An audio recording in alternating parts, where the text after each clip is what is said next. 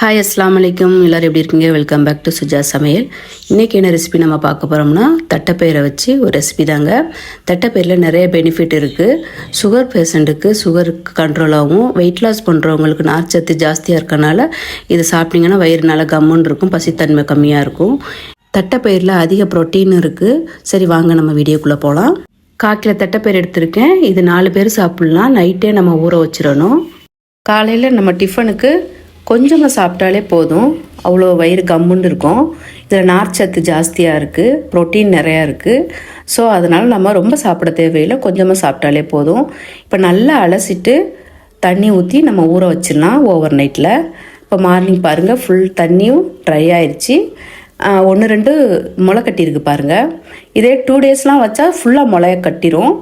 நீங்கள் அந்த மாதிரியும் பண்ணால் இன்னும் நல்லது, இன்னும் ஹெல்த்தி. இது நான் குக் பண்ணிவிட்டு அந்த கையில் அமுக்கி பார்க்கையில் வெந்திருக்கும் பாருங்கள். இது சில பேர் பச்சையாகவே சாப்பிடுவாங்க. சம்டைம் நமக்கு வயிறுக்கு ஒத்துக்காது, ஒரு அவியல் ஒன்று வச்சுக்கலாம். குக்கரில் லைட்டாக உப்பு சேர்த்துக்குங்க, ஒரு பிஞ்சு. கொஞ்சமாக நம்ம ஏற்கனவே ஊறினால 1/2 டம்ளர் தண்ணி ஊற்றினா போதும். சும்மா லைட்டாக தண்ணி ஊற்றி ஒரு விசில் வச்சா போதும், ரொம்ப விசில் வைக்க வேணாம். ஒரு விசிலே நமக்கு வெந்துடும்.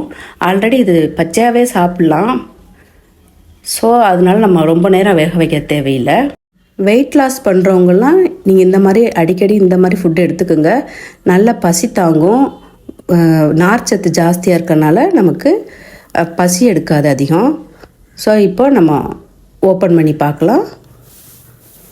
சூப்பராக குக் ஆகிருக்கும். இதை நீங்கள் குழந்தைங்கள்லாம் இனிப்பு சுகர் தான் ஆசைப்படுவாங்க. எங்கள் வீட்டு பிள்ளைங்களுக்கு இனிப்பு தான் பிடிக்கும். அதனால் தேங்காய் துருவல் சேர்த்துக்குங்க. அது கூட நாட்டு சர்க்கரையும் சேர்த்து லைட்டாக நெய் வேணாலும் போட்டு குழந்தைங்களுக்கு கொடுங்க. பெரியவங்களுக்கு இனிப்பு இல்லாமல் சுகர் பேஷண்ட்டுக்கெலாம் ரொம்ப நல்லதுங்க. சுகர்லாம் கண்ட்ரோல் பண்ணும். ஸோ நீங்கள் கடுகு உளுந்த பருப்பு போட்டு எண்ணெயில் தாளித்து நம்ம சாப்பிடுவோம்ல சுண்டல்லாம், அந்த மாதிரி நீங்கள் செஞ்சு கொடுக்கலாம் பெரியவங்களுக்கு.